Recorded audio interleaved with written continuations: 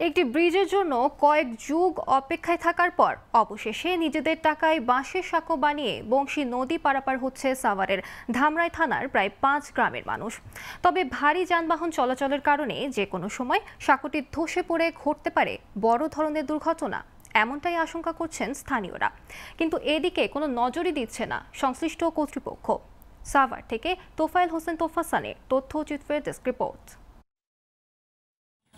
সাভারের বংশী নদীর পাশে ধামরাই থানার এই এলাকার নাম ফোর্টনগর। ধামরাই ও মানিকগঞ্জের ফোর্টনগর, খরাচর, সিংগাইর, কার্পেট মিল সহ প্রায় 5 গ্রামের মানুষের নদী পারাপারের একমাত্র ভরসাই ছিল নৌকা। দীর্ঘদিন ধরে এখানে একটি পাকা ব্রিজ তৈরির স্বপ্ন দেখেছিল স্থানীয়রা, কিন্তু কয়েক যুগেও এলাকাবাসী সেই স্বপ্ন পূরণ হয়নি। তাই বাধ্য হয়ে নিজেদের টাকায় বাঁশের সাঁকো তৈরি করেছে তারা, কিন্তু ভারী যানবাহন চলায় সেটিও এখন ঝুঁকিপূর্ণ হয়ে পড়েছে।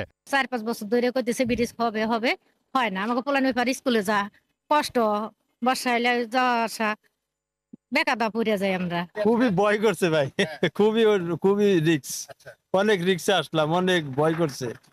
আমার সে কোচের পানি ইস্যু হয়ে গেছে, আমার এমন অবস্থা। 1 বছর হলো এর মধ্যে কাজ করে, আবার এই যে মালামাতি করে এর নিকেই 10 টাকা ওঠে। সাধারণ মানুষের কাছ থেকে কোনো টাকা টুকা নেয় না, কিন্তু মোটর সাইকেল যাওয়া আসা 20 টাকা রাখে। ফোর্টনগর ও আশেপাশের এলাকার বেশিরভাগ মানুষ কৃষিজীবী, তাই কৃষিপণ্য নিয়ে সাঁকোটি পার হওয়ার সময় দুর্ঘটনা ঘটতে পারে বলে আতঙ্কে থাকেন এলাকাবাসী। তাই একটি পাকা ব্রিজ তৈরি করে দেওয়ার দাবি তাদের। এলাকার এমপি, মন্ত্রী এবং কি চেয়ারম্যান কেউ বলেন, সব সিটার। কারণ হলো অন্যান্য ডিস্ট্রিক্টে অনেক উন্নত হয়ে গেছে, এটা ঢাকা ডিস্ট্রিক্ট, তারপর মানুষ পারাপার হয় টাকা দিয়া বা গুদারা দিয়া।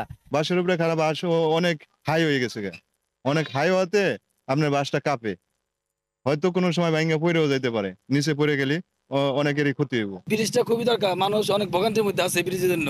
এলাকাবাসীর চলাচলের সুবিধায় এখানে একটি পাকা ব্রিজ নির্মাণের উদ্যোগ নেবে কর্তৃপক্ষ, এমনটাই প্রত্যাশা সাভারবাসীর। Global television news desk.